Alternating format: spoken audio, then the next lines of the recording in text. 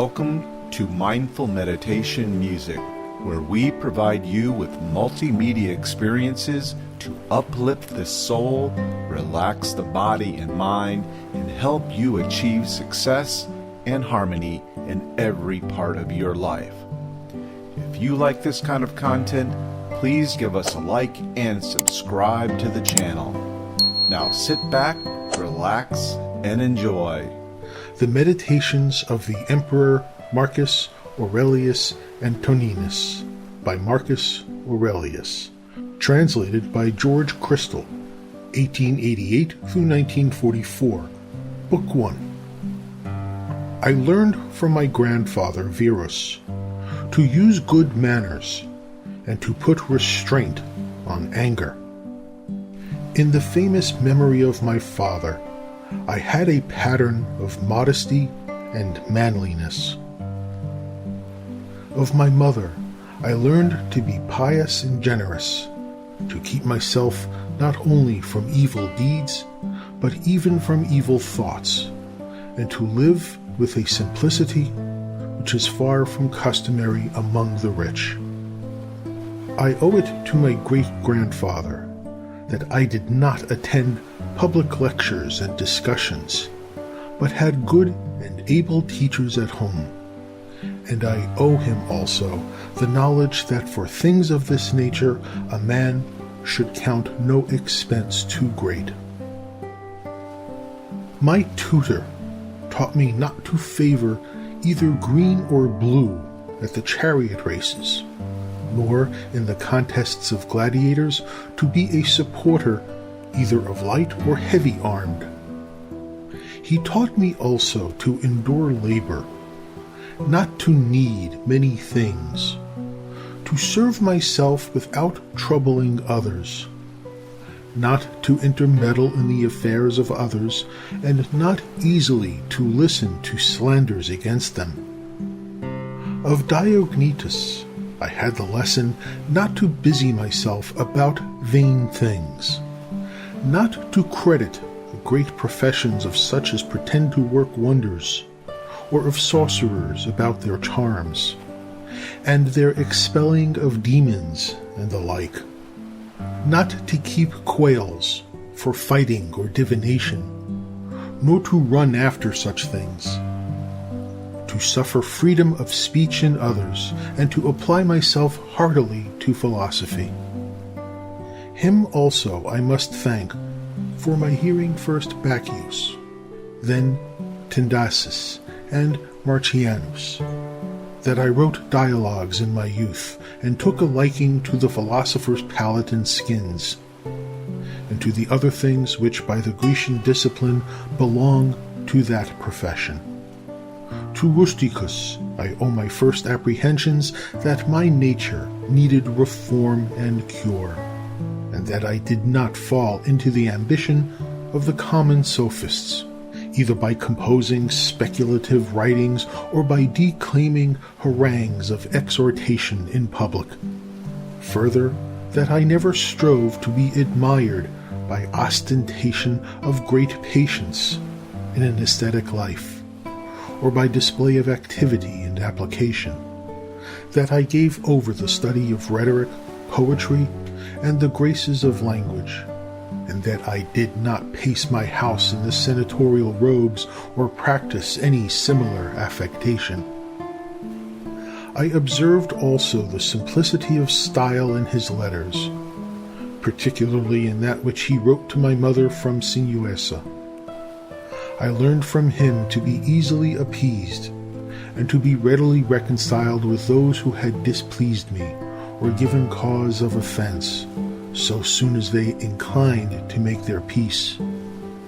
To read with care, not to rest satisfied with a slight and superficial knowledge, nor quickly to assent to great talkers.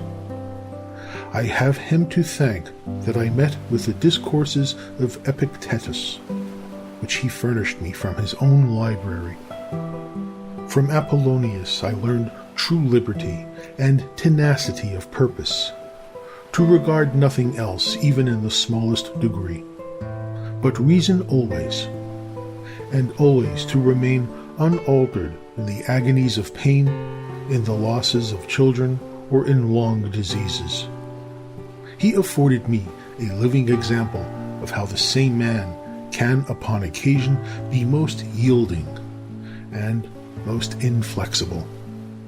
He was patient in exposition, and, as might well be seen, esteemed his fine skill and ability in teaching others the principles of philosophy as the least of his endowments. It was from him that I learned how to receive from friends what are thought favors, without seeming humbled by the giver, or insensible to the gift. Sextus was my pattern of a benign temper, and his family the model of a household governed by true paternal affection and a steadfast purpose of living according to nature. Here I could learn to be grave without affectation, to observe sagaciously the several dispositions and inclinations of my friends, to tolerate the ignorant and those who follow current opinions without examination. His conversation showed how a man may accommodate himself to all men and to all companies. For though companionship with him was sweeter and more pleasing than any sort of flattery, yet he was at the same time highly respected and reverenced. No man was ever more happy than he in comprehending, finding out, and arranging in exact order the great maxims necessary for the conduct of life. His example taught me to suppress even the least appearance of anger or any other passion, but still with all this perfect tranquillity to possess the tenderest and most affectionate heart, to be apt to approve others yet without noise, to have much learning and little ostentation. I learned from Alexander the grammarian to avoid censuring others, to refrain from flouting them for a barbarism, solecism, or any false pronunciation. Rather was I dexterously to pronounce the words rightly in my answer, confining approval or objection to the matter itself and avoiding discussion of the expression, or to use some other form of courteous suggestion. Fronto made me sensible how much of envy, deceit, and hypocrisy surrounds princes, and that generally those whom we account nobly born have somehow less natural affection. I learned from Alexander the Platonist, not often nor without great necessity, to say or write to any man in a letter that I am not at leisure, nor thus under pretext of urgent affairs to make a practice of excusing myself from the duties which, according to our various ties, we owe to those with whom we live. Of Catullus I learned not to condemn any friend's expostulation, even though it were unjust, but to try to recall him to his former disposition, to stint no praise in speaking of my masters, as is recounted of Domitius and Athenodorus, and to love my children with true affection. Of Severus, my brother, I learned to love my kinsmen, to love truth, to love justice. Through him I came to know Thrasea, Helvidius, Cato, Dion, and Brutus. He gave me my first conception of a commonwealth founded upon equitable laws and administered with equality of right, and of a monarchy whose chief concern is the freedom of its subjects. Of him I learned likewise a constant and harmonious devotion to philosophy, to be ready to do good, to be generous with all my heart. He taught me to be of good hope, and trustful of the affection of my friends. I observed in him candor in declaring what he condemned in the conduct of others, and and so frank and open was his behavior that his friends might easily see without the trouble of conjecture what he liked or disliked. The counsels of Maximus taught me to command myself, to judge clearly, to be of good courage in sickness and other misfortunes, to be moderate, gentle, yet serious in disposition, and to accomplish my appointed task without repining.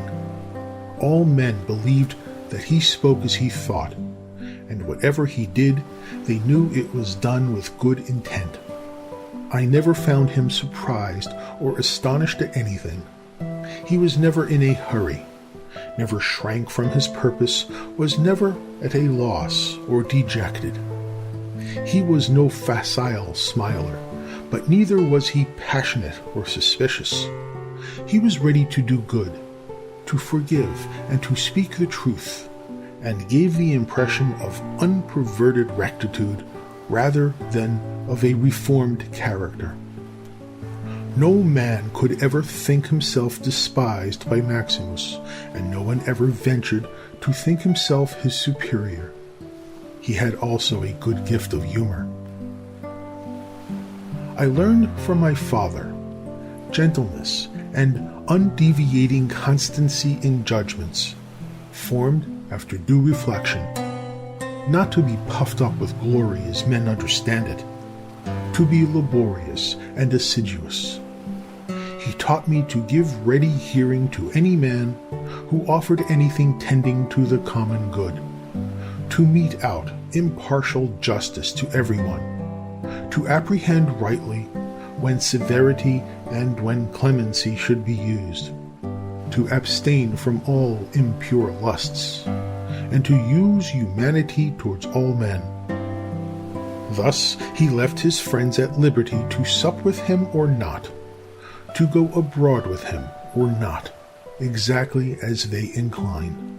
And they found him still the same if some urgent business had prevented them from obeying his commands. I learned of him accuracy and patience in counsel, for he never quitted an inquiry satisfied with first impressions. I observed his zeal to retain his friends without being fickle or over-fond, his contentment in every condition, his cheerfulness, his forethought about very distant events, his unostentatious attention to the smallest details, his restraint of all popular applause and flattery, ever watchful of the needs of the empire, a careful steward of the public revenue. He was tolerant of the censure of others in affairs of that kind. He was neither a superstitious worshipper of the gods, nor an ambitious pleaser of men, nor studious of popularity, but in all things sober and steadfast, well skilled in what was honorable, never affecting novelties. As to the things which make the ease of life, and which fortune can supply in such abundance, he used them without pride, and yet with all freedom, enjoyed them without affectation when they were present, and when absent he found no want of them.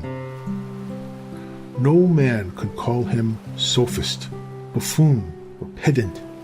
He was a man of ripe experience, a full man, one who could not be flattered, and one who could govern himself as well as others. I further observed that he honored all who were true philosophers without upbraiding the rest, and without being led astray by any. His manners were easy, his conversation delightful, but not cloying. He took regular but moderate care of his body, neither as one over-fond of life or the adornment of his person, nor as one who despised these things. Thus, through his own care, he seldom needed any medicines, whether salves or potions. It was his special merit to yield without envy to any who acquired any special faculty, as either eloquence or learning in the law, in ancient customs or the like, and he aided such men strenuously so that every one of them might be regarded and esteemed for his special excellence. He observed carefully the ancient customs of his forefathers, and preserved, without appearance of affectation, the ways of his native land. He was not fickle and capricious, and loved not change of place or employment. After his violent fits of headache, he would return fresh and vigorous to his wonted affairs. Of secrets he had few, and these seldom, and such only as concerned public matters. He displayed discretion and moderation in exhibiting shows for the entertainment of the people in his public works, in his largesses and the like. And in all those things he acted like one who regarded only what was right and becoming in the things themselves, and not the reputation that might follow after. He never bathed at unseasonable hours, had no vanity in building, was never solicitous either about his food or about the make or color of his clothes, or about the beauty of his servants. His dress came from Lorium, his villa on the coast, and was of Lanuvian wool for the most part. It is remembered how he used the tax collector Tusculum, who asked his pardon, and all his behavior was of a piece with that. He was far from being inhuman or implacable or violent, never doing anything with such keenness that one can say he was sweating about it.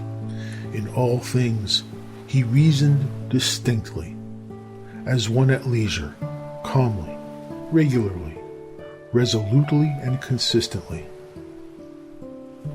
A man might fairly apply to him, which is recorded of Socrates, that he could both abstain from and enjoy these things, in want whereof many show themselves weak, and in the possession intemperate.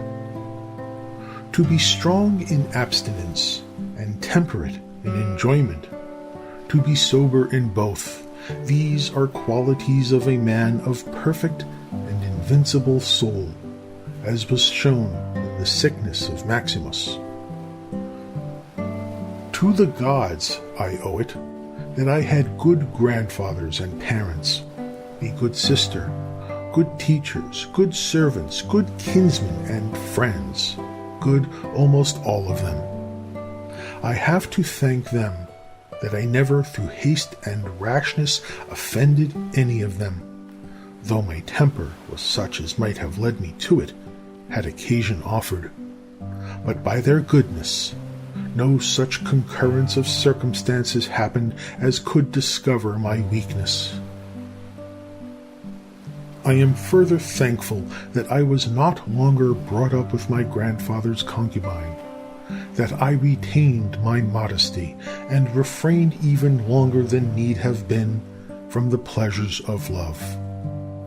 To the gods it is due that I lived under the government of such a prince and father as could take from me all vainglory, and convince me that it was not impossible for a prince to live in a court without guards, gorgeous robes, torches, statues, or such pieces of state and magnificence, but that he may reduce himself almost to the state of a private man, and yet not become more mean or remiss in those public affairs, wherein power and authority are requisite.